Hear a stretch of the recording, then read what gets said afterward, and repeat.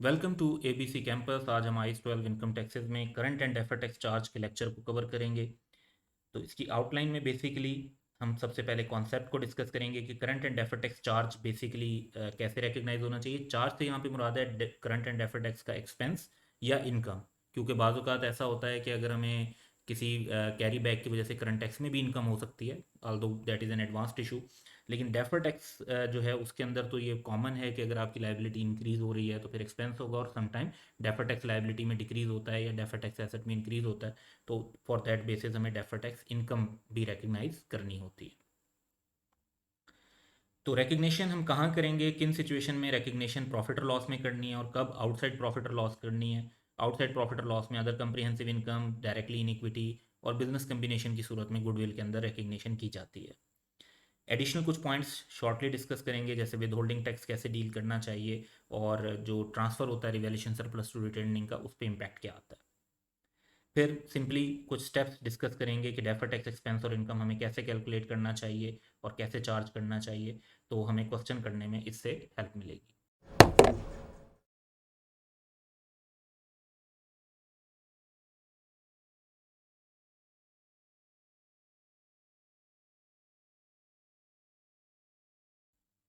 सबसे पहले कॉन्सेप्ट को डिस्कस करें तो IS 12 की ये रिक्वायरमेंट है कि accounting for the current and deferred tax effect of a transaction और other event is consistent with the accounting for the transaction और इवेंट इटसेल्फ।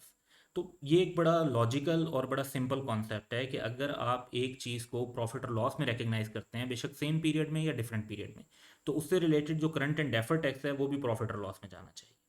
अगर आप एक चीज़ का गेन और लॉस जो है या कोई इनकम और एक्सपेंस जो है उन्हें अदर कंप्रीहेंसिव इनकम में रिकॉर्ड करते हैं, तो उनसे रिलेटेड जो करंट एंड डेफर्ड टैक्स के इफेक्ट हैं वो भी अदर कंप्रीहेंसिव इनकम में रिकॉर्ड होने चाहिए। जैसे for example gain on revaluation of property plant equipment. अच्छा, इसी तरीके से कुछ आइटम्स ऐसे होते हैं जो डायरेक्टली इक्विटी में रिकग्नाइज किए जाते हैं। इसकी एक एग्जांपल हम ले सकते हैं अंडर IAS 8, जब अकाउंटिंग पॉलिसी का चेंज किया जाता है विद रिट्रोस्पेक्टिव एप्लीकेशन, तो opening balance of retain earning में एडजस्टमेंट की जाती है। तो टैक्स का इफेक्ट भी वहीं opening balance of retain earning में डायरेक्टली इन इक्विटी लिया जाएगा। या एक और एग्जांपल ये है कि अगर हम कहते हैं कि IAS 8 में करेक्शन ऑफ एरर कर रहे हैं, तो उसका इम्पैक्ट भी ओपनिंग रिटर्निंग में लिया जाता है अगर वो प्रायर पीरियड एरर के तौर पे एडजस्टमेंट हो रही है। तो दैट इफेक्ट, क्योंकि वो ओपनिंग रिटर्निंग में किया जा रहा है या ओपनिंग बैलेंस ऑफ इक्विटी के कंपोनेंट में किया जा रहा है, तो जो टैक्स का इफेक्ट होगा वो भी डायरेक्टली इन इक्विटी होगा। सो इन शॉर्ट इसको हम समराइज कर सकते हैं कि ट्रांजेक्शन और इवेंट अगर हम रिकग्नाइज कहाँ कर रहे हैं और उसका current and deferred tax effect कहाँ जाएगा।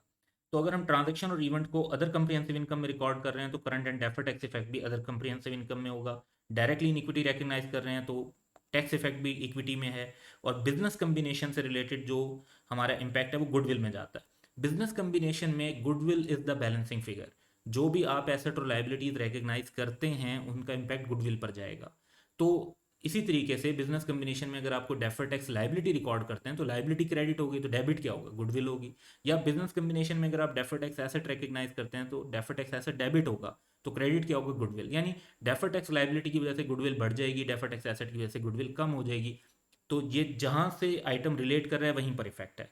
और क्योंकि इनके अलावा बाकी सारी चीज़ें प्रॉफिट और लॉस में रिकॉर्ड हो रही होती हैं, तो उनका current and deferred tax effect भी प्रॉफिट और लॉस में रिकॉर्ड हो रहा होता है। इनफैक्ट तो हमारे ज़्यादातर इनकम और एक्सपेंसेस जो हैं वो क्योंकि प्रॉफिट और लॉस में रिकॉर्ड हो रहे होते हैं, तो जो सिग्निफिकेंट अमाउंट होगी टैक्स की वो भी प्रॉफिट और लॉस में ही रिकग्नाइज हो रही होगी।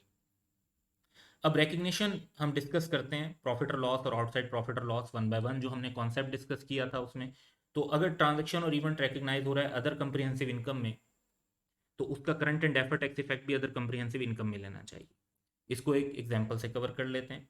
A land was purchased on 1 January 2021 for rupees 100 million and was revalued on 31st December 2021, that is year end, to rupees 120 million। अब रिवैल्यूएशन को जनरली टैक्स अथॉरिटीज अलाउ नहीं करती, तो हमारी नज़र में जो कैरिंग अमाउंट है that is 120 million. Tax base जो है दैट इज़ 100 मिलियन, क्योंकि टैक्स अथॉरिटीज़ की नज़र में तो वो अपनी कॉस्ट पर इशू होगी।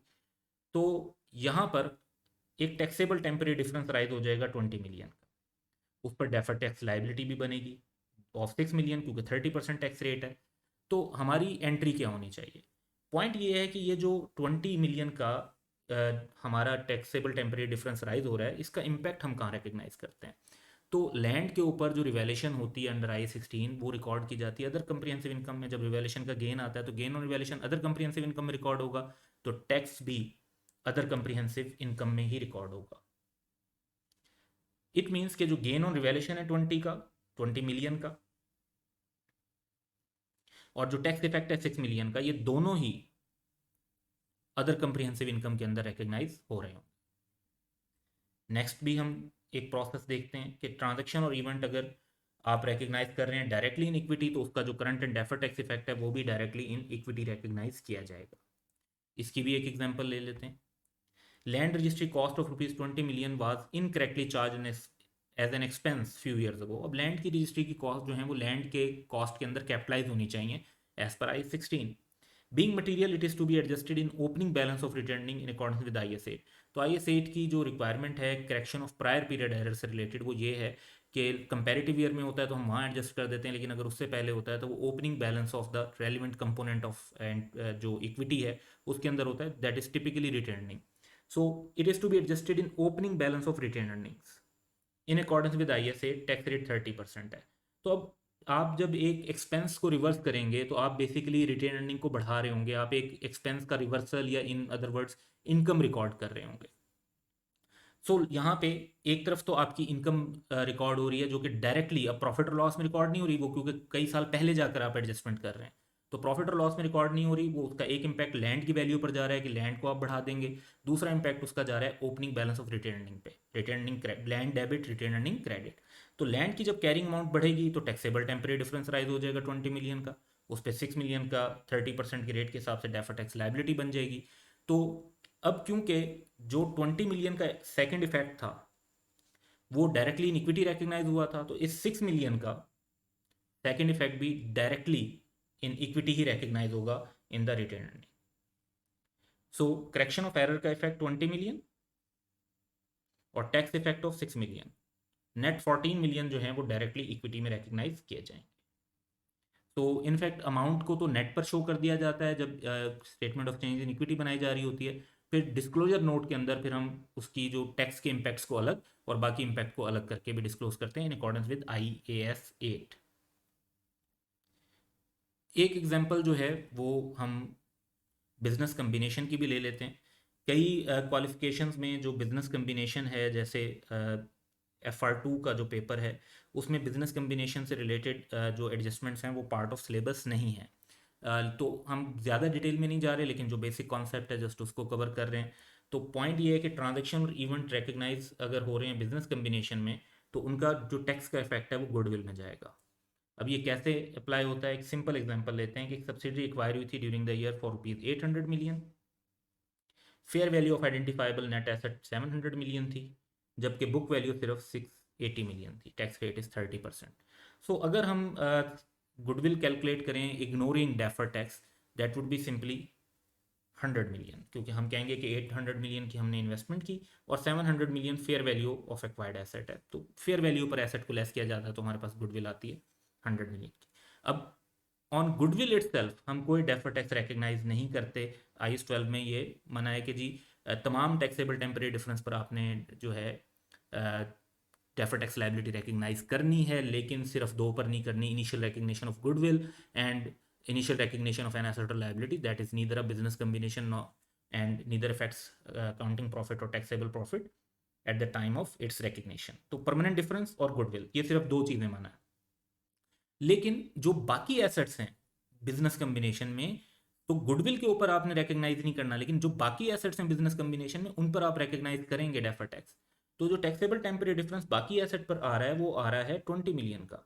उसकी वजह यह है कि अब आपने एसेट्स की कैरिंग वैल्यू बढ़ा दी है, तो पहले उनकी कैरिंग वैल्यू 680 थी, या लेट्स से कि टैक्स बेस इक्वल भी थी तो 680 की टैक्स बेस थी, लेकिन अब टैक्स में तो चेंज नहीं आया, अकाउंटिंग में उसकी कैरिंग वैल्यू 20 मिलियन से बढ़ गई है।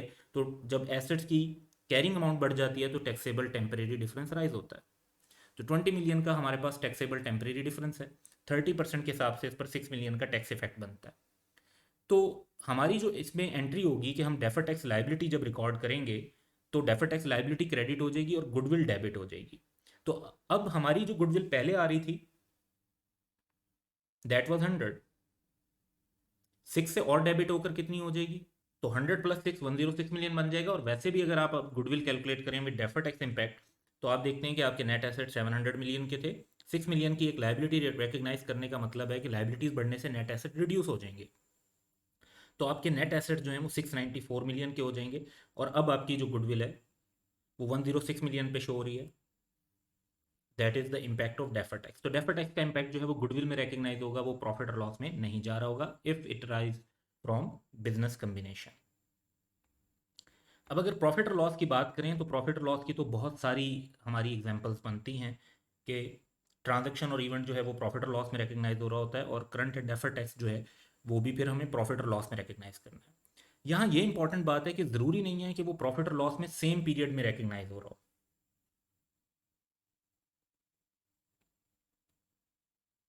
वो पीरियड सेम भी हो सकता है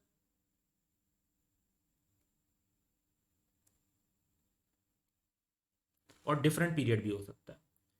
तो फॉर एग्जांपल हम कुछ एग्जांपल्स डिस्कस करते हैं। इनकम और एक्सपेंस जो हमने प्रॉफिट और लॉस में रिकग्नाइज की जिन पे करंट टैक्स हुआ, तो ये तो टैक्स में भी आप कह लें कि सेम ईयर में कंसीडर हुई, और अकाउंटिंग के अंदर भी आपने सेम ईयर में उसको इनकम और एक्सपेंस को अपने प्रॉफिट और लॉस में रिकग्नाइज किया, तो आप उन्हें एक्सपेंस बना दें।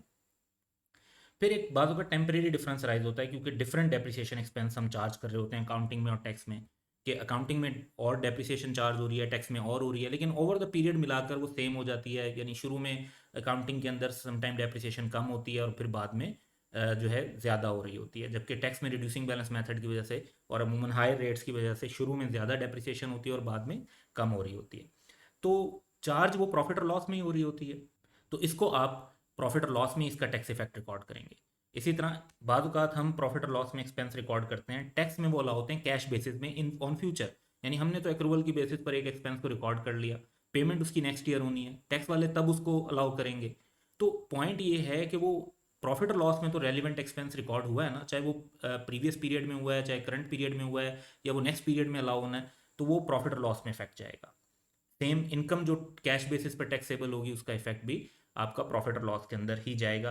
कि आप कहते हैं कि आपने जो है इनकम वो एडवांस में रिसीव की, आपने उसको जो है इनकम नहीं बनाया, उसे आप बाद में इनकम बनाएंगे, लेकिन टैक्स वालों ने उसे इनकम कंसीडर कर लिया। तो अब इसका भी जो डेफर्ड टैक्स इम्पैक्ट है वो आपको प्रॉफिट और लॉस के अंदर इनकॉर्पोरेट करना होगा।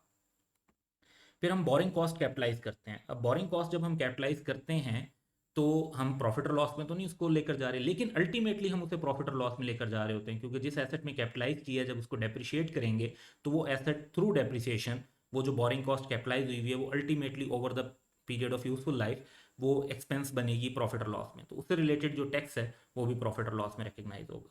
सिमिलरली बाद औक़ात हम रिसर्च कॉस्ट का एक्सपेंस ट्रीट कर लेते हैं, लेकिन टैक्स अथॉरिटीज़ उसे एसेट ट्रीट करती हैं, तो टैक्स अथॉरिटीज़ भी उसको एसेट के ऊपर फिर हमें डिडक्शन अलाउ करती हैं, या तो उस एसेट के डिस्पोजल पे या उस एसेट की over the period tax allowance या टैक्स डेप्रिसिएशन के थ्रू।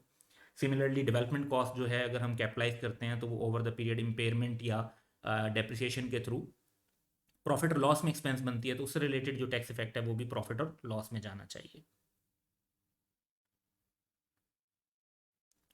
अब एडिशनल पॉइंट्स की बात करें तो एक ट्रांसफर विद इन इक्विटी होता है जो I-16 और IS-38 के अंदर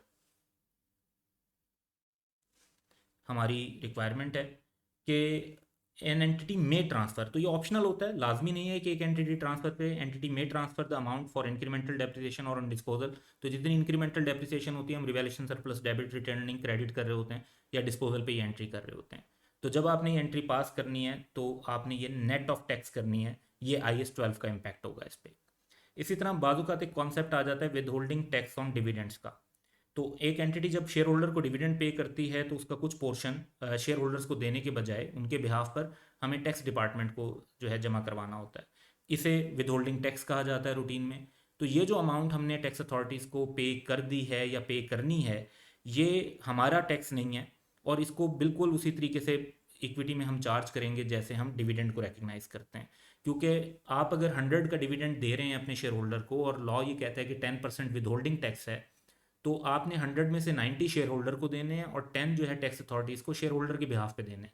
आपका जो डिविडेंड की अमाउंट है, जो आपकी इक्विटी में रिडक्शन है, वो तो पूरे 100 की होनी है। ये अलग बात है कि आप कहेंगे कि जी रिटर्निंग डेबिट 100 और डिविडेंड पेबल 90 से क्रेडिट कर देंगे, और टैक्स अथॉरिटीज़ को जो पे करना है tax on with holding tax on dividend, वो आप 10 से क्रेडिट कर देंगे as a liability.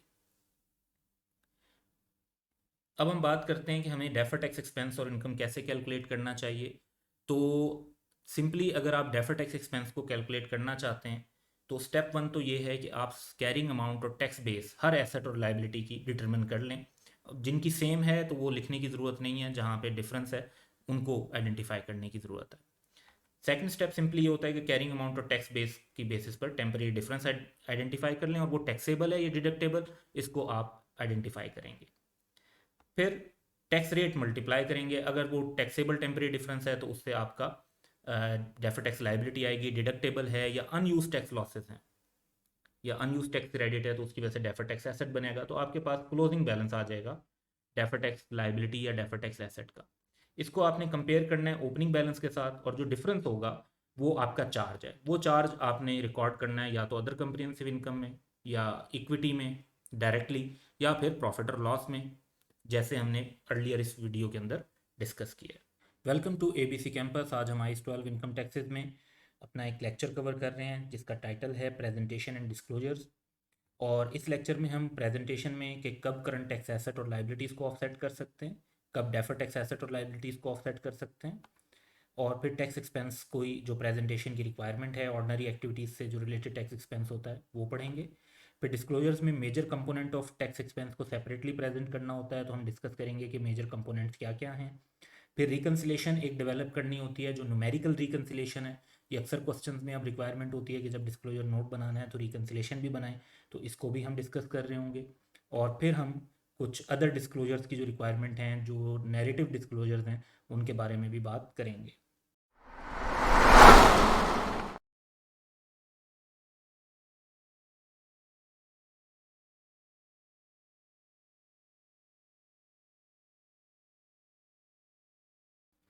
So presentation में जब ये बात आती है कि क्या करंट टैक्स एसेट और लाइबिलिटीज़ को ऑफसेट कर सकते हैं या नहीं, तो उसका एक ऑफसेट क्राइटेरिया आईएस 12 ने दिया हुआ है, और उसमें ये है कि an entity shall offset current tax assets and current tax liabilities if and only if the entity, यानी दो कंडीशंस हैं, ये दोनों कंडीशंस मीट होनी चाहिए कि एक तो एंटिटी का लीगली इन्फोर्सेबल राइट हो कि वो ऑफसेट कर सकते हैं, और नंबर टू ये कि वो उस लीगल राइट को यूज़ करते हुए या तो नेट बेसिस पर ही सेटल करना चाहते हो या फिर एसेट और लाइबिलिटी को सिमल्टेनियसली रियलाइज करना चाहते हैं। तो इंटेंशन भी होनी चाहिए और लीगली इन्फोर्सेबल राइट भी होना चाहिए। अब टिपिकली हम जब देखते हैं करंट टैक्स एसेट और करंट टैक्स लाइबिलिटी की बात, तो अगर सेम टैक्सेशन अथॉरिटी से टैक्स लगा हुआ है जो एसेट भी और लाइबिलिटी भी, और टैक्स अथॉरिटी जो है वो नेट पेमेंट को अलाउ करती है, जैसे आपका जो टैक्स लाइबिलिटी है और आपका कोई रिफंड बनता है तो वो उसको नेट बेसिस पर अगर अलाउ भी करते हैं और टैक्सेशन अथॉरिटी भी सेम है, तो ऑब्वियसली इसका मतलब है कि आप ऑफसेट कर सकते हैं, अदरवाइज आप नहीं करेंगे। इसी तरीके से डेफर टैक्स एसेट और लाइबिलिटी में आए तो इसके अंदर भी सिमिलर क्राइटेरिया है कि दो कंडीशंस का मीट होना लाजमी है, तब आप ऑफसेट कर सकेंगे। नंबर वन ये कि आपका लीगली इन्फोर्सेबल राइट हो कि आप सेट ऑफ कर सकते हो करंट टैक्स एसेट और करंट टैक्स लाइबिलिटीज़ को, यानी डेफर टैक्स को तब ऑफसेट करेंगे जब आप करंट टैक्स को भी ऑफसेट कर सकते हैं, क्योंकि अल्टीमेटली डेफर टैक्स ने करंट टैक्स के थ्रू ही रिफ्लेक्ट होना होता है फ्यूचर पीरियड्स में।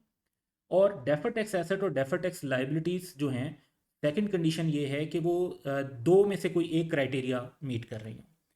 सेकंड में या तो ये हो कि वो सेम टैक्सेबल एंटिटी हो, यानी हमारी एक ही एंटिटी है, उसी से रिलेटेड जो डेफर टैक्स एसेट है उसी से रिलेटेड डेफर टैक्स लाइबिलिटी है। लेकिन समटाइम जब हम ग्रुप अकाउंट्स बना रहे होते हैं तो डिफरेंट एंटिटीज़ हो सकती हैं, लेकिन डिफरेंट एंटिटीज़ हों तो फिर उसमें ये ज़रूरत है कि हम जो है हमारी इंटेंशन भी हो लीगली इन्फोर्सेबल राइट के साथ कि उसे नेट बेसिस पर हमने सेटल करना है, या फिर सिमल्टेनियसली रियलाइज़ करना है एसेट को और सेटल करना है लाइबिलिटीज़ को। प्रेजेंटेशन में जब टैक्स एक्सपेंस की बात आती है तो स्टैंडर्ड की एक स्पेसिफिक रिक्वायरमेंट है कि प्रॉफिट और लॉस जो ऑर्डिनरी एक्टिविटीज़ से होता है उससे रिलेटेड जो टैक्स एक्सपेंस और इनकम होगा वो प्रॉफिट और लॉस में ही प्रेजेंट किया जाएगा इन the statement of comprehensive income. तो ये प्रेजेंटेशन से रिलेटेड पॉइंट्स थे। अब हम डिस्क्लोजर्स की तरफ चलते हैं। तो मेन रिक्वायरमेंट तो ये है कि major components of tax expense और income shall be disclose separately, यानी ओवरऑल तो हमने एक टैक्स एक्सपेंस शो कर दिया, लेकिन उस टैक्स एक्सपेंस में वो मुख्तलिफ चीज़ों की वजह से मिलकर बना है, उसके मुख्तलिफ इफ़ेक्ट्स हैं जिनसे अल्टीमेटली वो टैक्स हमारा कैलकुलेट हुआ है, तो वो अलग अलग हमने जो चीज़ें प्रेजेंट करनी है। तो स्टैंडर्ड में तो इसको एक सिंगल पैराग्राफ के अंदर लिस्ट दी हुई है कि ये आइटम्स आपने बताने हैं, लेकिन हम इस लिस्ट के जो आइटम्स हैं उनको 5 जो है स्मॉलर कैटेगरीज में डिवाइड कर सकते हैं। तो सबसे पहले आप करंट टैक्स एक्सपेंस या इनकम बताएंगे, और उसमें से अगर कोई एडजस्टमेंट आपकी प्रायर पीरियड से रिलेटेड है तो उसको सेपरेटली बताना है। इसी तरह डेफर टैक्स के अंदर जो रिक्वायरमेंट है वो ये कि एक होता है टेम्परेरी डिफरेंस का ओरिजिनेट होना, यानी न्यू टेम्परेरी डिफरेंस अराइज हुए या टेम्परेरी डिफरेंस जो है पहले अराइज हुए थे उनका रिवर्सल हुआ, तो उससे डेफर टैक्स जो अराइज हुआ वो अलग बताना है, और टैक्स रेट में चेंजेस और न्यू टैक्सेस के लगने की वजह से जो डेफर टैक्स अराइज हुआ वो आपने अलग बताना है। सबसे ज़्यादा कॉमन एग्जाम परस्पेक्टिव से ये दो कैटेगरीज हैं जो अक्सर पूछी जा रही होती हैं। बाकी जो हैं वो बड़ी जो है एक्सेप्शनल सर्कमस्टांसिस की सिचुएशंस हैं, और उन्हीं सिचुएशंस में हम उन्हें रिफ्लेक्ट कर रहे होंगे। फॉर एग्जांपल कि अमाउंट ऑफ द बेनिफिट जो आपको इस वजह से राइज होता है कि जो प्रीवियसली आपने एक टैक्स लॉस रिकग्नाइज नहीं किया हुआ था अब आप कर रहे हैं, या पहले एक टैक्स क्रेडिट रिकग्नाइज नहीं किया हुआ था अब कर रहे हैं। Previously unrecognised tax loss, tax credit, temporary difference जो प्रायर पीरियड का है, अब उसकी वजह से चाहे आप कहते हो कि जी करंट टैक्स एक्सपेंस रिड्यूस हुआ है या डेफर टैक्स एक्सपेंस रिड्यूस हो रहा है, तो अगर ऐसा कोई बेनिफिट आपने रिकग्नाइज किया है ड्यूरिंग द ईयर जो पहले अनरिकग्नाइज था तो उसको सेपरेटली बताएंगे। इसी तरीके से बाज़ औक़ात हम जो डेफर टैक्स एसेट होता है तो उसको रिकग्नाइज नहीं कर रहे होते, या जो रिकग्नाइज किया होता है उसको कम कर देते हैं क्योंकि future economic benefits, future taxable profits इतने एक्सपेक्टेड नहीं होते, तो उसका राइट डाउन या रिवर्सल ऑफ राइट डाउन जो होगा जो डेफर टैक्स एसेट से रिलेटेड होगा उसका एक्सपेंस अलग से बताएंगे। इसी तरीके से एक और रिक्वायरमेंट है IS 8 को जहन में रखते हुए इसे डिस्कस करना होगा हमें। IS 8 में ये रिक्वायरमेंट है कि जब आप अकाउंटिंग पॉलिसी चेंज करते हैं या कोई correction of prior period error करते हैं तो फर्स्ट हमारी चॉइस ये होती है कि हम उसको रिट्रोस्पेक्टिव एडजस्टमेंट करेंगे, यानी प्रीवियस ईयर में जाकर जो प्रीवियस टाइम है या opening balance of component of equity को एडजस्ट करेंगे या कंपैरेटिव पीरियड को एडजस्ट करेंगे। बट समटाइम्स जब डाटा अवेलेबल नहीं होता, ये इम्प्रैक्टिकेबल होता है कि हम रिट्रोस्पेक्टिव एडजस्टमेंट या रिट्रोस्पेक्टिव एप्लीकेशन नहीं कर सक रहे होते, तो इन दैट सिचुएशन आपने ये करना होता है कि फिर इफेक्ट प्रॉफिट और लॉस के अंदर रिकॉर्ड कर लेते हैं। तो जब आप इस तरह से करते हैं तो उसका भी जो टैक्स एक्सपेंस का इम्पैक्ट होगा वो अलग से आपने बताना होगा। सो ये बड़ी एक्सेप्शनल सिचुएशन है कि जब आप IS 8 की नॉर्मल रिक्वायरमेंट अप्लाई ना कर पा रहे हो और उसकी वजह आपको फिर प्रॉफिट और लॉस में इम्पैक्ट डालना पड़ रहा हो IS 8 का, तो फिर आप उसको प्रॉफिट और लॉस के अंदर रिकग्नाइज कर रहे होंगे और फिर आपने उससे रिलेटेड टैक्स एक्सपेंस बताना होगा। फिर जो क्वेश्चन सॉल्व करते हुए पास्ट एग्जाम्स को खास तौर पे देखेंगे तो सबसे इंपॉर्टेंट जो हमारा डिस्क्लोजर बन जाता है वो है रिकन्सिलेशन का। तो रिकन्सिलेशन की रिक्वायरमेंट ये होती है कि हमने एक एक्सप्लेनेशन देनी होती है कि टैक्स एक्सपेंस और अकाउंटिंग प्रॉफिट में क्या रिलेशनशिप है। अब ये किसी एक तरीके से या दोनों तरीके से हमने रिफ्लेक्ट करना होता है। तो अगर एग्ज़ाम स्पेसिफिकली डिमांड करे तो भाई आपको दोनों तरीके भी करने पड़ेंगे, और नहीं डिमांड करता तो आप कोई सा एक मेथड यूज़ कर लें। जो ज़्यादा इसमें से मेथड यूज़ होता है वो अमाउंट वाइज होता है कि एक न्यूमेरिकल रिकन्सिलेशन बनती है टैक्स एक्सपेंस की, और एक सेकंड फिगर हम कैलकुलेट करते हैं जो कि accounting profit multiplied by applicable tax rate होता है। तो इन दोनों को हमने आपस में रिकनसाइल करना होता है, इनके दरमियान जो डिफरेंस की रीजन होती हैं उनको हम लिस्ट डाउन करते जाते हैं और हमारी कैलकुलेशन आ जाती है। एक अल्टरनेटिव भी है, और बाजू का कुछ एंटिटीज़ तो इन दोनों बेसिस पर भी जो है रिफ्लेक्ट कर देती हैं, क्योंकि दोनों बेसिस पर भी करना चाहें तो आप कर सकते हैं। तो उसमें परसेंटेजेस को यूज़ किया जाता है टैक्स की। तो इसमें न्यूमेरिकल रिकन्सिलेशन बनती है एवरेज इफेक्टिव टैक्स रेट की और एप्लीकेबल टैक्स रेट की। एप्लीकेबल टैक्स रेट का मतलब ये है कि जिस तरह से टैक्स लॉ में लिखा हुआ है कि आपके ऊपर 30% टैक्स रेट लगेगा, और average effective tax rate calculate होता है कि हम टैक्स एक्सपेंस को डिवाइड कर देते हैं अकाउंटिंग प्रॉफिट से। अब ये दोनों रिकन्सिलेशन का जो फॉर्मेट बनेगा और एक जो कॉमन एक क्वेश्चन होता है वो ये होता है कि हमें कैसे पता चलेगा कि कौन कौन से आइटम इस रिकन्सिलेशन के अंदर आ सकते हैं। तो इसमें ये अंडरस्टैंड करने की ज़रूरत है कि हर वो चीज़ जो करंट टैक्स को में इनकॉर्पोरेट हो रही होती है और उसे वो अकाउंटिंग प्रॉफिट से डिफरेंशिएट कर रही होती है हमारे टैक्सेबल प्रॉफिट को, उसका इफेक्ट डेफर टैक्स में भी जाता है। और अगर उसका इफेक्ट डेफर टैक्स में नहीं जा रहा तो इसका मतलब है कि फिर वो इफेक्ट रिकन्सिलेशन में जाना है, क्योंकि रिकनसाइल होना अल्टीमेटली टैक्स एक्सपेंस नहीं। टैक्स एक्सपेंस किससे बना हुआ है? करंट और डेफर टैक्स से बना हुआ है। तो हर वो चीज़ जो आपने करंट टैक्स की कैलकुलेशन करते हुए टैक्सेबल प्रॉफिट को फाइंड आउट करते हुए अकाउंटिंग प्रॉफिट के अंदर एडजस्टमेंट की थी, उसका एक इम्पैक्ट डेफर टैक्स में होगा। और अगर वो इम्पैक्ट डेफर टैक्स में नहीं है, मे बी बिकॉज वो टेम्परेरी डिफरेंस ही नहीं है या सिर्फ रेट के चेंज का डिफरेंस है, तो वो जो अमाउंट होगी वो फिर रिकन्सिलेशन में रिफ्लेक्ट होगी। सो इसको अगर हम रिफ्लेक्ट करें तो जो फर्स्ट हमारा फॉर्मेट है और सेकंड फॉर्मेट। ये दोनों फॉर्मेट हम बना सकते हैं। एक आप देख रहे हैं रुपीज़ की बेसिस पर है और एक परसेंटेज की बेसिस पर है। तो बेसिकली जो आप पे टैक्स लगना चाहिए that is tax at applicable rate, लेकिन आपको कम टैक्स देना पड़ रहा होगा। क्यों? क्योंकि आपकी कोई इनकम एग्जाम्प्ट है। या आपको ज़्यादा टैक्स देना पड़ रहा होगा क्योंकि आपका कोई एक्सपेंस डिसअलाउ हो गया, चाहे करंट पीरियड में या प्रायर पीरियड में। या आपको इसलिए कम टैक्स देना पड़ रहा होगा कि किसी एक इनकम पे या किसी एक आइटम पे लोअर टैक्स रेट लग रहा है। या आपको इसलिए ज़्यादा टैक्स देना पड़ रहा होगा कि हायर टैक्स रेट लग रहा है। सो मेनली ये 4 रीजन होती हैं जिनकी वजह से ये रिकन्सिलेशन हम बना रहे होते हैं और ये डिफरेंस राइज हो रहा होता है। अगर ये 4 रीजन ना हो तो टैक्स एट एप्लीकेबल रेट और टैक्स एक्सपेंस इक्वल होगा और एप्लीकेबल टैक्स रेट और इफेक्टिव टैक्स रेट जो एवरेज है ये सेम होगा। सो ये सिंपली आप फॉर्मेट जहन में रख लेंगे और इसके बेस पर आप क्वेश्चंस को सॉल्व कर सकते हैं। एंड में हम कुछ अदर डिस्क्लोजर्स डिस्कस करेंगे। तो कुछ अमाउंट्स ऐसी हैं इनको भी सेपरेटली डिस्क्लोज करना स्टैंडर्ड की रिक्वायरमेंट है। जैसे aggregate current and deferred tax, जो आइटम आप डायरेक्टली एक्सपेंस या क्रेडिट कर देते हैं इन द इक्विटी। जैसे जब हम अकाउंटिंग पॉलिसी की रिट्रोस्पेक्टिव एप्लीकेशन करते हैं या प्रायर पीरियड एरर को ओपनिंग बैलेंस ऑफ रिटर्निंग में एडजस्ट करते हैं तो उससे रिलेटेड टैक्स वहीं पर डायरेक्टली टू इक्विटी चार्ज होता है, तो वो अमाउंट आपने बतानी है। इसी तरह से हर वो टैक्स जो हर कंपोनेंट से रिलेटेड जो अदर कंप्रीहेंसिव इनकम में वो बताना है। जैसे हम गेन ऑन रिवैल्यूएशन रिकॉर्ड करते हैं अंडर आई 16, तो उससे रिलेटेड जो टैक्स है वो सेपरेट बताएंगे और हर कंपोनेंट का अलग बताना है। लाइक अगर फाइनेंशियल इंस्ट्रूमेंट्स हैं और उनसे रिलेटेड आपने कोई जो गेन है इन्वेस्टमेंट पे वो अदर कंप्रीहेंसिव इनकम में रिकॉर्ड किया है तो वो भी सेपरेट बताएंगे। इसी तरीके से अगर कोई आपके एप्लीकेबल टैक्स रेट्स चेंज हो गए हैं प्रीवियस पीरियड से तो उनका भी एक एक्सप्लेनेशन देंगे कि पहले ये रेट एप्लीकेबल थे अब ये रेट्स एप्लीकेबल हैं and why there is a change, mostly because law changed. But अगर आपकी कोई इस तरह से हुआ है कि आपकी कंपनी की क्लासिफिकेशन चेंज हो गई है जिसकी वजह से डिफरेंट टैक्स स्लैब आप पर अप्लाई हो रहा है या डिफरेंट टैक्स की जो प्रोविजंस हैं आप पर अप्लाई हो रही हैं तो वो आप बताएंगे। इसी तरीके से amount of income tax consequences of dividend to shareholder of entity, जो प्रपोज और डिक्लेयर हुए हैं before the financial statement for authorised issue लेकिन उन्हें लाइबिलिटी के तौर पर रिकग्नाइज नहीं किया। क्योंकि अगर डिविडेंड डिक्लेयर होता है ईयर एंड पर तो फिर तो उसकी लाइबिलिटी रिकग्नाइज की जाती है। अगर ईयर एंड के बाद प्रपोज हो या ईयर एंड के बाद इवन डिक्लेयर हो तो वो फिर जो है नॉन एग्जिस्टिंग इवेंट होता है जिसका डिस्क्लोजर तो होता है अंडर आई 10 लेकिन उसकी एडजस्टमेंट हम नहीं कर रहे होते। लेकिन शेयर होल्डर्स के लिए बड़ी इंपॉर्टेंट इन्फॉर्मेशन होती है तो उसके टैक्स कंसिक्वेंसेज भी आपने बताने हैं ताकि शेयर होल्डर्स को जब आप ये बता रहे हो कि आपको इतना डिविडेंड मिलेगा तो साथ ही ये भी बता रहे हो कि उसमें से इतना टैक्स भी डिडक्ट हो जाएगा।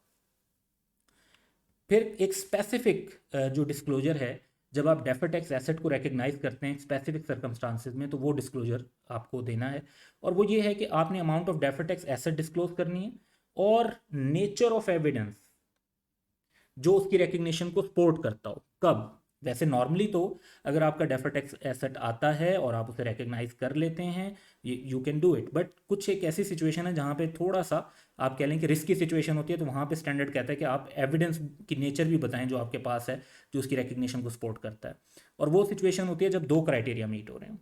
नंबर वन तो ये कि आप कहते हो कि डेफर्ड टैक्स एसेट जो है वो डिपेंडेंट है फ्यूचर टैक्सेबल प्रॉफिट्स पर, कि जो आपके already existing taxable temporary difference है उसके अलावा फ्यूचर में टैक्सेबल प्रॉफिट्स आएंगे तो डेफर्ड टैक्स एसेट आपका रियलाइज होगा रिकवर होगा वरना नहीं हो सकता।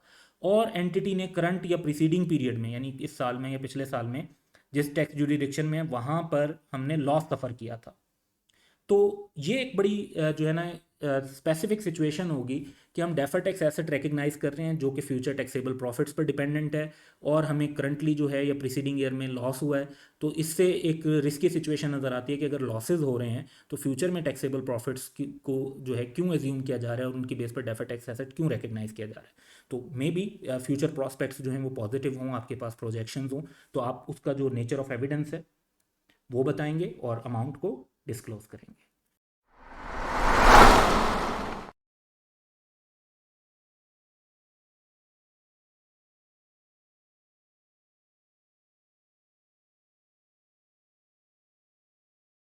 Welcome to ABC campus. आज हम IAS 12 इनकम टैक्सेस के objective based question and answer 1 to 15 को कवर करेंगे। फर्स्ट क्वेश्चन है कि a piece of machinery cost ₹500,000 Tax depreciation to date has amounted to rupees 220,000 and depreciation charged in the financial statement to date is rupees 100,000. The rate of income tax is 30%. Question की requirement ये है कि which of the following statement is incorrect according to IAS 12 income taxes. तो अगर हम इस पर defer tax को कंसीडर करें तो सबसे पहले हमें कैरिंग अमाउंट कैलकुलेट करनी चाहिए।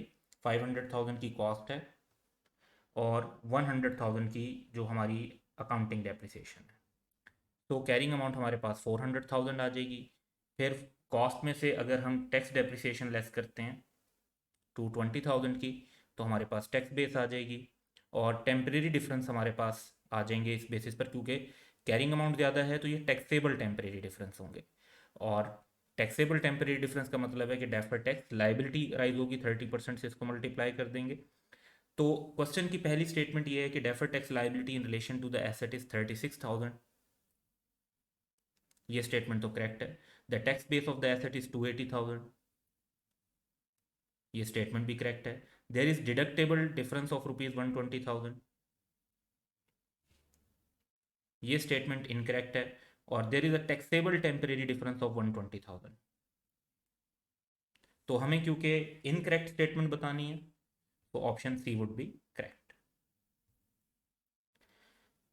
क्वेश्चन 2 है Tall limited accounting record shown the following, जिसमें income tax payable for the year, उसके बाद ओवर प्रीविजन प्रीवियस ईयर की दी हुई है, opening closing defer tax liability given है। क्वेश्चन की रिक्वायरमेंट ये है कि what is the income tax expense that will be shown in the statement of profit और लॉस फॉर द ईयर। तो इसके लिए हमें टैक्स एक्सपेंस कैलकुलेट करना होगा। सबसे पहले हम करंट ईयर का जो है करंट टैक्स ले लेते हैं 60 मिलियन। उसके बाद जो ओवर प्रोविजन है लास्ट ईयर की, यानी लास्ट ईयर हमने ज़्यादा एक्सपेंस बना दिया था 4.5 मिलियन से, तो उसको इस साल में हम जो है एडजस्ट करके इस साल के करंट टैक्स को रिड्यूस कर देंगे। तो इसको लेस कर देते हैं। और closing minus opening defer tax liability, closing liability क्योंकि ज़्यादा है तो एक्सपेंस होगा, तो डेफर टैक्स एक्सपेंस कैलकुलेट कर लेते हैं। तो टोटल हमारे पास बन जाता है 56.1 million. So option D is correct. Question 3 है कि the following information has been extracted from accounting records of Candle limited, जिसमें हमें 2020 का एस्टिमेटेड इनकम टैक्स दिया हुआ है। फिर जो एक्चुअली हमें पे करना पड़ा वो 80,000 है। तो इट मीन्स के अंडर प्रोविजन थी। और 2021 का एस्टिमेटेड टैक्स 83,000 83 मिलियन बेसिकली, क्योंकि रुपीज़ इन थाउजेंड दिए हुए हैं तो वो गिवन है। क्वेश्चन की रिक्वायरमेंट है कि what figure will be shown in the statement of comprehensive income for the year ended 30 September 2021 in respect of income tax. तो टैक्स एक्सपेंस ही पूछा हुआ है, तो हम टैक्स एक्सपेंस की अगर कैलकुलेशन करते हैं तो करंट ईयर की एक तो हम वैल्यू ले लेंगे 83 मिलियन, और जो लास्ट ईयर में हमने क्योंकि कम एक्सपेंस बनाया था 5,000 से, वो जो अंडर प्रोविजन है हमारी उसको भी इस साल में जो है एस्टिमेट के इफेक्ट को ले लेंगे और 5 मिलियन का एक्सपेंस इस साल में बढ़ा देंगे for prior year under provision. That would be total expense of 88 million. So option C would be correct. Question 4 है Home limited has the following balances included on its trial balance at 30 June 2014, जिसमें taxation का credit balance है, basically it means over provision जो आगे बताया हुआ भी है, और डेफर टैक्स का क्रेडिट बैलेंस है विच मींस के डेफर टैक्स लाइबिलिटी है। At 30th June 2014, director estimate that provision necessary for taxation on current year profit is 15 million. Carrying amount of non-current asset exceeds tax return down value by rupees 30 million. Tax rate 30% है. What is the charge for taxation? That will appear in the statement of profit or loss for the year to 30th June 2014. तो typical calculation कर लेंगे। सबसे पहले current tax of current year को अगर हम देखते हैं तो वो हमारे पास 15 मिलियन की अमाउंट गिवन है। इसी तरीके से लास्ट ईयर की जो हमारे पास ओवर प्रोविजन है वो भी क्वेश्चन में गिवन है, इसको हम माइनस कर देंगे क्योंकि लास्ट ईयर हमने ज़्यादा एक्सपेंस बना दिया था। और डेफर टैक्स पर अगर हम देखते हैं तो करंट ईयर का एक्सपेंस हमारा होगा लाइबिलिटी बेसिकली 30 मिलियन इंटू 30%, तो that would B basically 9 million, और ओपनिंग 12 मिलियन के साथ कंपेयर करते हैं तो लाइबिलिटी कम हुई है, तो डेफर टैक्स इनकम बनेगी 3 मिलियन की। तो नेट हमारे पास जो एक्सपेंस आ जाएगा that would be 8 million. Option C is correct. Question 5 है कि Hall limited has the following balances included on its trial balance at 30 June 2014, तो यहाँ पे टैक्सेशन का क्रेडिट बैलेंस है which means over provision. Defer taxation का credit balance है defer tax liability मतलब। At 30th June 2014, directors estimate that the provision necessary for taxation on current year profit is rupees 12 million. Balance on deferred tax account needs to be increased to 23 million, which includes the impact of increase in property valuation below. During the year, Hall Limited revalued its property for the first time, resulting in a gain of rupees 10 million. Or tax rate 30% है. What is the charge for taxation that will appear in the statement of profit or loss?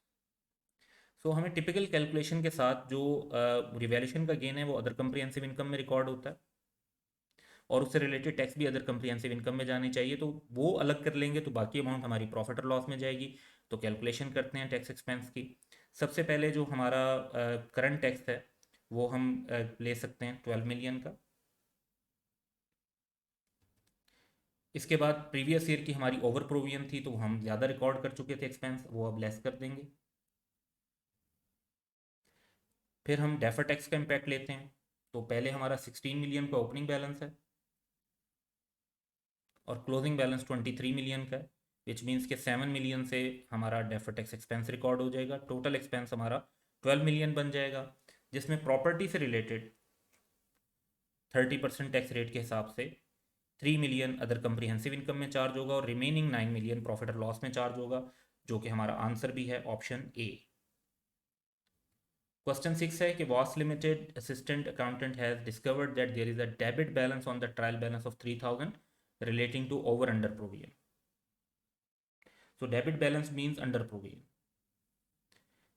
of tax from the prior year, क्योंकि इसे हमने expense बनाना है। What impact this will have on VL's current year financial statement? Debit balance का मतलब ये है कि last year हमने कम एक्सपेंस बनाया था तो इस साल अब एक्सपेंस रिकॉर्ड किया हुआ है तो हमारा टैक्स एक्सपेंस बढ़ जाएगा और ये प्रॉफिट और लॉस के अंदर बढ़ेगा। सो पहले दो आइटम तो क्योंकि डेफर टैक्स की बात कर रहे हैं या स्टेटमेंट ऑफ फाइनेंशियल पोजीशन की बात कर रहे हैं तो ये इनकरेक्ट है। तो इंक्रीज होगा टैक्स एक्सपेंस 3000 से ही होगा और प्रॉफिट और लॉस में होगा, तो option C is correct. Question 7 है कि a company's trial balance shows a debit balance of 2.1 million over provision brought forward on current tax and a credit balance of 5.4 million on defer tax, यानी defer tax liability है। The tax charge for the current year is estimated at rupees 16.2 million and the carrying amount of net assets are rupees 13 million in excess of their tax base. तो हम closing defer tax liabilities की base पर calculate कर सकते हैं। Income tax rate 30% है। What amount will be shown as income tax in the statement of profit और loss. So tax expense अगर हम कैलकुलेट करते हैं तो करंट ईयर का जो अमाउंट है वो हमें दी हुई है 16.2 मिलियन। नेक्स्ट हम देखते हैं तो जो अंडर प्रोविजन है क्योंकि डेबिट बैलेंस है 2.1 मिलियन की, तो लास्ट ईयर हमने कम एक्सपेंस बनाया था, अब एक्सपेंस बढ़ा देते हैं। फिर डेफर टैक्स को अगर हम देखते हैं तो क्लोजिंग लाइबिलिटी 13 मिलियन का 30% वुड बी 3.9 मिलियन, इसमें से हम ओपनिंग 5.4 मिलियन को लेस कर देंगे तो 1.5 मिलियन की हमारे पास डेफर टैक्स इनकम बन जाती है। तो टोटल हमारा एक्सपेंस बन जाएगा 16.8 million and option C is correct. Question 8 है A company's trial balance at 31st December 2013 shows a debit balance of rupees 700,000 on current tax. It means debit balance 700,000 means कि last year हमने कम expense बनाया था, under provision है। And credit balance of rupees 8.4 million on defer tax liability basically. The directors have estimated the provision for income tax for the year to be rupees 4.5 million and the required deferred tax provision is 5.6 million, rupees 1.2 million of which relates to property revaluation. What is profit or loss income tax charge?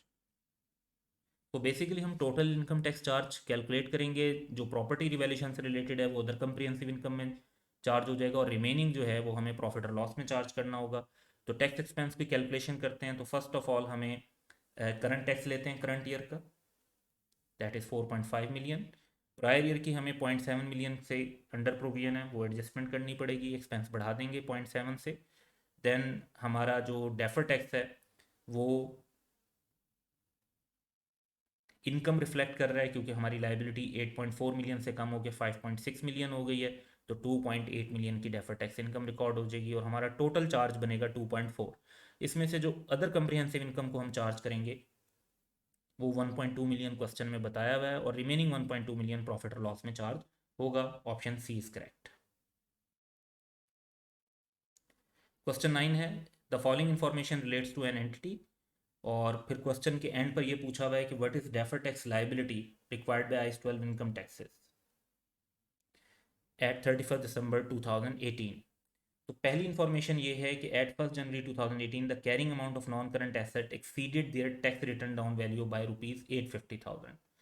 तो यहाँ पर जब इस तरीके की situation होती है तो आप कोई अमाउंट एज्यूम कर लें तो आसान रह जाता है, वैसे आप इक्वेशन भी बना सकते हैं एक्स प्लस करके, वो लेकिन कॉम्प्लिकेटेड रहता है। But take any figure, normally जो फिगर क्वेश्चन में यूज़ हुई है उनसे काफ़ी ज़्यादा फिगर हो तो आसानी रहती है, तो उसकी बेस पर हम फिर ये कैलकुलेशन कर लेंगे। नेक्स्ट में डेप्रिसिएशन बताई हुई है और थर्ड पॉइंट के अंदर हमें बताया हुआ है कि प्रॉपर्टी की रिवैल्यूएशन हुई थी और टैक्स रेट 30% दिया हुआ है। सो पहली बात हमें ये पता चल रही है कि 850,000 से कैरिंग अमाउंट ज़्यादा है। दूसरी बात ये चल रही है कि एंटिटी ने जो डेप्रिसिएशन टैक्स पर्पज़ के लिए क्लेम किया वो 500,000 है और जो अकाउंटिंग में चार्ज किया वो 450,000। थर्ड पॉइंट में रिवैल्यूएशन की है जो कि 250,000 से, और टैक्स अथॉरिटीज ऑब्वियसली रिवैल्यूएशन को कंसीडर नहीं करती, टैक्स रेट 30%।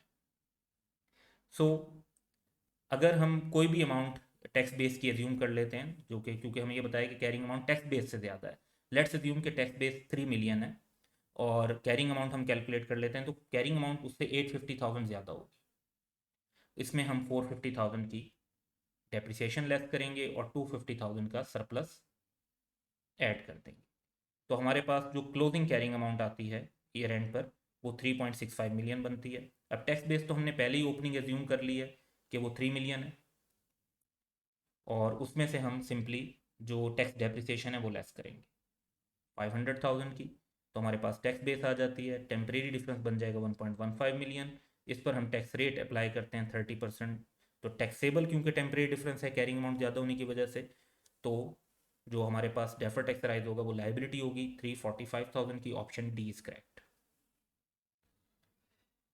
क्वेश्चन 10 है कि the accountant of N entity is confuse by the term tax base but is meant by tax base. तो टैक्स बेस का मतलब होता है एसेट या लाइबिलिटी की वो अमाउंट जो उसे टैक्स पर्पजेज के लिए एट्रीब्यूट की जाती है। So option C is correct. बाकी जो भी हैं कि amount of tax payable in future period, ये जो है डेफर टैक्स लाइबिलिटी को कहते हैं। Tax regime under which an entity is assessed for tax, तो वो तो normal tax regime, final tax regime वगैरह नाम होते हैं। Amount of tax deductible in a future period, वो फ्यूचर डिडक्टेबल अमाउंट होती है। तो बाकी चीज़ें और टर्मिनोलॉजी है, टैक्स बेस की टर्म ऑप्शन सी है। क्वेश्चन 11 है कि the carrying amount of Jewel limited property plant and equipment at 31 December 2013 was ₹310,000 and tax return on value was $230,000. The following data relates to the year ended 31st December 2014. At the end of the year, carrying amount of property plant equipment was ₹460,000 and tax return on value was $270,000. During the year, some items were revalued by 90,000. No item had previously required revaluation. In the tax jurisdiction in which GL operates, revaluation of assets do not affect the tax base of an asset or taxable profit. Gains due to revaluations are taxable on sale. Second point है कि JL began development of new product during the year and capitalized ₹60,000 in accordance with IAS 38. The expenditure was deducted for tax purposes as it was incurred. यानी उन्हें expense बना दिया, वो इसको asset नहीं मानते, टैक्स बेस जीरो है। None of the expenditure had been amortise by the year end, तो हमने तो उसको 60 पर ही शो किया हुआ है, टैक्स वाले उसको जीरो मानते हैं क्योंकि वो सारे एक्सपेंस अलाउ कर चुके हैं। What is the taxable temporary difference to be accounted for at 31 December 2014? तो it is quite simple. Property plant equipment के लिए अगर आप देखेंगे तो 460,000 की कैरिंग अमाउंट एंड 270,000 का टैक्स बेस गिवन है, तो टैक्सेबल टेम्परेरी डिफरेंस राइज हो जाएगा 190,000 का। और अगर हम बात करते हैं डेवलपमेंट कॉस्ट की, तो हमारी कैरिंग अमाउंट 60,000 है, टैक्स बेस नील है क्योंकि वो सारी डिडक्शन अलाउ कर चुके हैं। अब उनकी नज़र में 60,000 में से 60,000 अलाउ कर दिया, तो फ्यूचर डिडक्टेबल अमाउंट तो आपकी कोई भी नहीं है, तो टैक्स बेस नील है, तो टेम्परेरी डिफरेंस 60,000 का राइज हो जाएगा। Option C is correct. Question 12 है कि the carrying amount of Jewel limited property plant and equipment at 31 December 2013 was 310,000 and tax return down value was 230,000। ये ओपनिंग वैल्यू 2013 की दी हुई है और क्वेश्चन में 2014 का मांगा हुआ है। At the end of year 31st December 2014, the carrying amount of property, plant and equipment was 460,000 and tax return on value was 270,000. During the year, some items were revalued by 90,000. No items had previously required revaluation in the tax jurisdiction in which GL operate. Revaluation assets do not affect the tax base of an asset or taxable profit. Gains due to revaluation are taxable on sale. The corporate income tax rate is 30%. Current tax charge was calculated for the year as rupees 45,000. What amount should be charged to revaluation surplus in respect of deferred tax? तो revaluation जो हुई है वो 90,000 की हुई है, तो simply इस पर टैक्स रेट अप्लाई कर दे 30% का, और 27,000 की अमाउंट है जो रिवैल्यूएशन सरप्लस में चार्ज।